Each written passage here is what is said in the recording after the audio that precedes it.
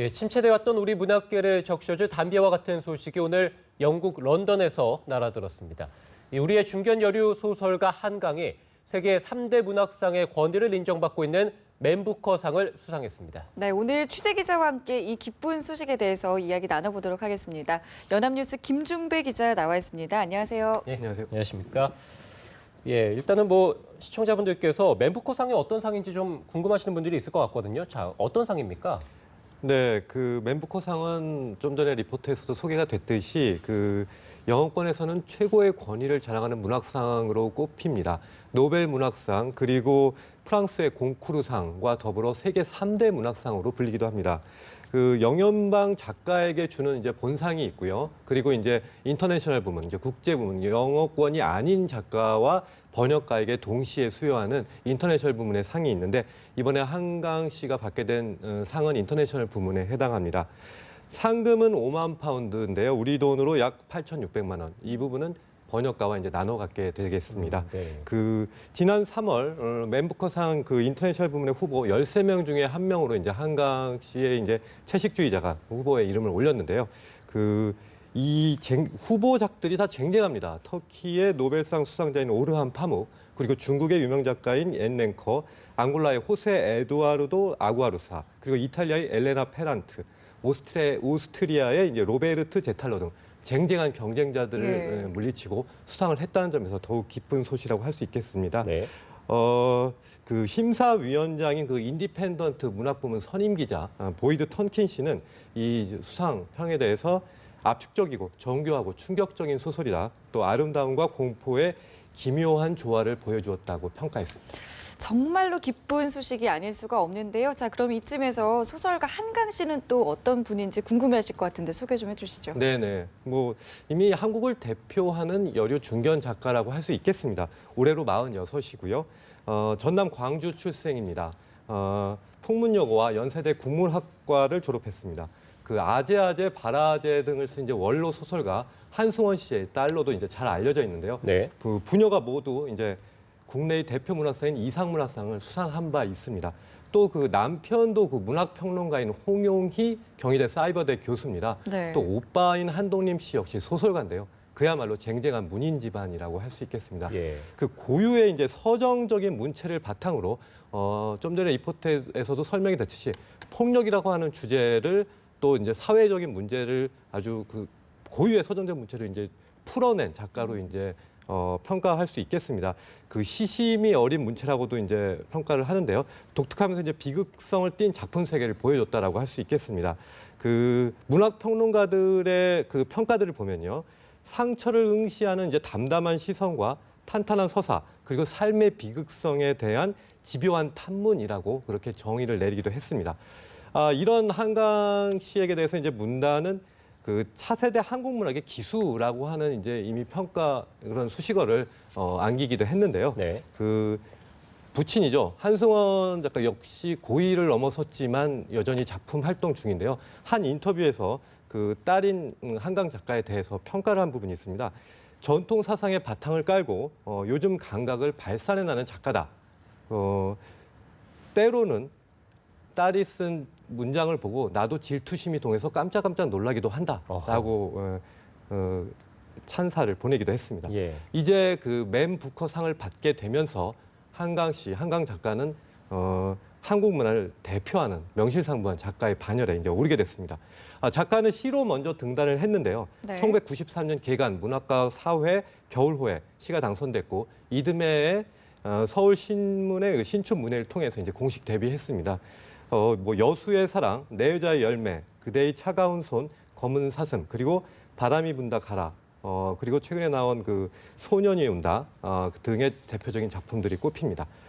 2007년부터 서울예대 미디어 창작학과의 교수로서 또 학생들도 가르치고 있는데요. 학생들은 한강 작가를 섬세함과 카리스마를 갖춘 분이다라고 또 평가를 하고 있다는 얘기도 드립니다. 예, 조금 전에 채식주의자 소설에 대해서 충격적인 소설이다. 아름다움과 공포의 기묘한 조화를 보여주고 있다라고 심사위원이 말씀해 주셨다고 얘기를 했는데요. 네네.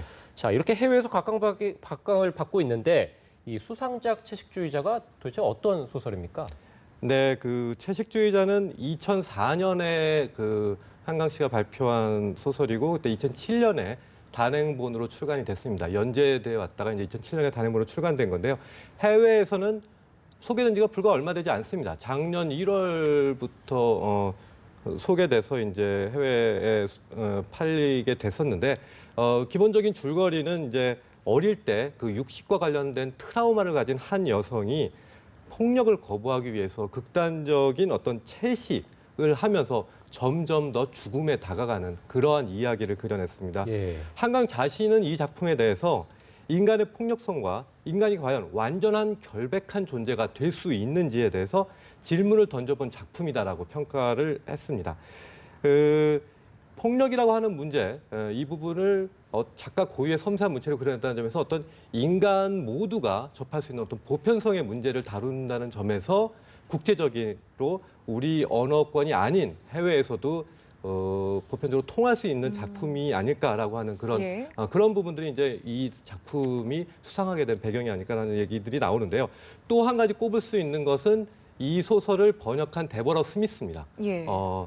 이 데버러 스미스의 감성적이고 수준 높은 번역이 이 한강 작가의 어떤 그런 뛰어난 작품성을 채식주의자의 작품성을 해외에 온전히 알리는 데 도움이 됐다라고 할 수 있겠는데요. 네. 또한 이 해외 출판에 대해서 여러 가지 그 노력들을 기울여온 그 KL 매니지먼트 이구영 대표 등의 어떤 선구적인 노력 등도 이제 보탬이 될 수 있었다고 하겠습니다. 그 유력 일간지들, 해외 유력 일간지들이 채식주의자가 이제 출간되자마자 선풍적인 어떤 호평들을 쏟아냈는데요. 네. 이를테면 한국 현대문학 중에 가장 특별한 경험이다. 또는 뭐 감성적인 문체에 숨이 막힌다. 그리고 미국 문단에 큰 파장을 일으켰다라는 등의 평가들이 나왔습니다. 네. 앞서 한강 작가의 이제 다양한 작품들을 좀 소개를 해주셨는데 지금 외국의 다른 작품들도 소개돼 있는지도 궁금하고요. 또 그 밖에 국내 소설들의 어떤 해외 진출 상황은 지금 좀 어떻습니까?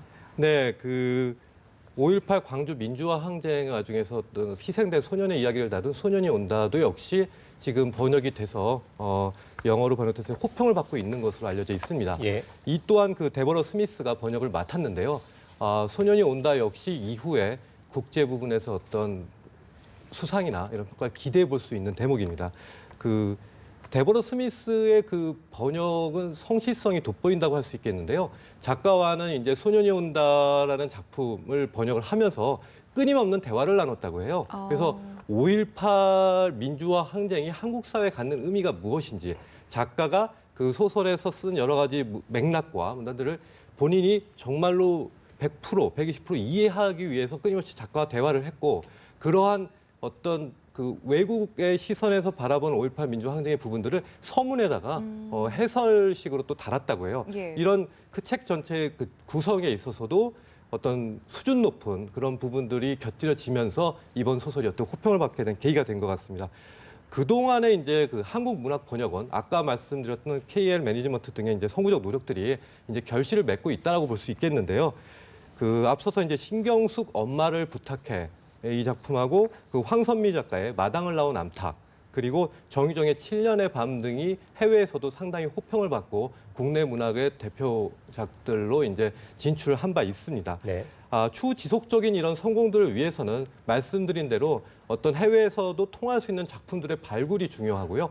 또 그러한 작품들을 온전히 해외인들, 특히 영어권 그리고 그 외 언어권들의 그 언중들의 어떤 그것을 맞출 수 있는 유려한 번역이 또 중요하겠죠. 그래서 예. 한국 문학을 번역할 수 있는 수준 높은 번역가들이 필요하다고 볼 수 있겠습니다. 네. 이구영 대표는 이 수상 소식 이후에 저하고 전화 통화를 통해서 기쁜 소식을 기뻐한다는 그 말을 전하면서 또 한 가지 말을 당부를 했는데 이런 번역가들이 중요하다. 근데 본인이 이런 작품들을 계속 번역하는 노력을 하는데 사실 이구영 대표가 갖고 있는 그 번역가 풀이 이렇게 넓지가 않다라고 합니다. 이번에 데버러 스미스를 비롯해서 대표적인 이제 번역가들은 김지영 씨, 김소라 씨 등이 꼽히는데요. 이외에 그 좀 더 역량 있는 번역가들이 많이 발굴이 돼야만 네. 한국 문학들이 더 수준 높은 작품들이 많이 해외에 소개될 수 있는 그런 또 다른 어떤 한국 문화의 쾌거들을 이룰 수 있는 예. 바탕이 될 것 같다 이렇게 볼 수 있겠습니다. 네, 알겠습니다. 지금까지 연합뉴스 김중배 기자와 이야기 나눠봤습니다. 고맙습니다.